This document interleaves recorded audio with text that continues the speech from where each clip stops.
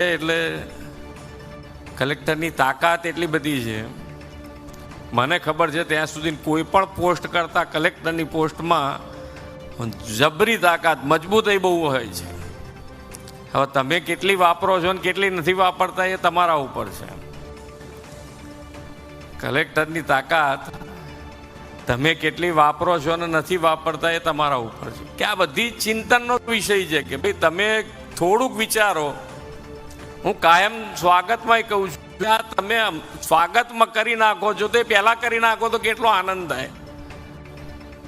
તમારે જ કરવાનું છે, તમારા સહીથી થવાનું છે, તો પૈસાના માટે આપણે રાહ જોઈએ.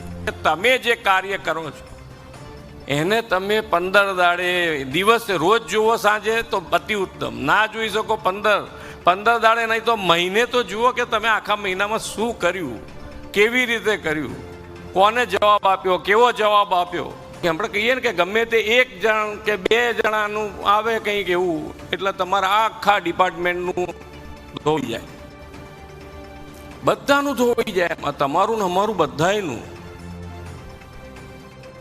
એટલે એને શેના માટે કઈ રીતે રોકી શકાય એના માટે પણ આ ચિંતન શિબિર છે કે ભાઈ 0 ટોલરન્સ આપણે કે ભાઈ આપણે કોઈએ બધા ભેગા થઈને નક્કી કરો. તમારે શું કરવું છે તમે બધા ભેગા થઈને નક્કી કરો. એના માટે જ છે આ ચિંતન શિબિર. એટલે આના ઉપર વિચાર, તમે ચિંતન કરો, તમે ચિંતન કરો, તમારી રીતે કરો. બધાય ભણ્યા છે આપણે, વાલ્યો ને વાલ્મીકીએ ભણી ગયા છે ને હારામાં હારા ઉદાહરણ બધાયના મગજમાં છે. સંત જ્ઞાનેશ્વરે ગોળ ખાવાનું બંધ કર્યું ને પછી પેલાને કીધું ને બધું ભણ્યા છે, બધું વાગોડ્યું છે, બધું છે. પણ આપણા જીવનમાં ક્યારે કરવું એ આપણે વિચારવાની વાત છે.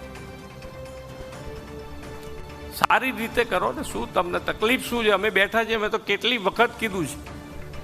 તમારા પર્સનલ પ્રોબ્લેમમાં પણ બીજા કોઈને ના કહેતા મને આવીને કહેજો, તમારો એ પ્રોબ્લેમ બી સોલ્વ કરીશું અમે. બોલો પછી એનાથી વધારે તમારે શું